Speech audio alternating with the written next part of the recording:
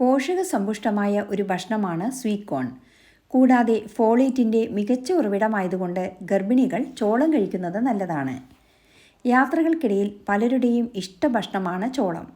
നമ്മൾക്കിന്ന് ചോളം കൊണ്ട് ഒരു ചൂണ്ടലുണ്ടാക്കാം. ചൂണ്ടലിനുള്ള മസാലയ്ക്കായി 1 സ്പൂൺ ജീരകവും 1 സ്പൂൺ കുരുമുളകും സിമ്മിൽ വറുത്ത് പൊടിച്ച് വയ്ക്കുക.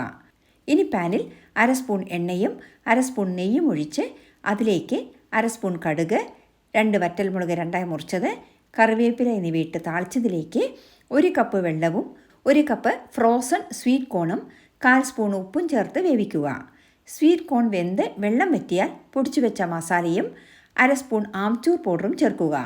ഉണങ്ങിയ മാങ്ങ പൊടിച്ചതാണ് ആംചൂർ പൗഡർ. ഇതിന് പകരമായി നാരങ്ങ പിഴിഞ്ഞാലും മതി. കുറച്ച് ഫ്രഷ് തേങ്ങ കൂടി ചേർക്കുക. വെരി ടേസ്റ്റി സ്വീറ്റ് കോൺ ചൂണ്ടൽ റെഡി. 4 മണിക്ക് സ്നാക്സായി ഉപയോഗിക്കാവുന്ന സ്വീറ്റ് കോൺ ചൂണ്ടൽ റെസിപ്പി ഇഷ്ടമായ ലൈക്ക് ചെയ്യാനും ഷെയർ ചെയ്യാനും മറക്കരുതേ. Thanks for watching and supporting.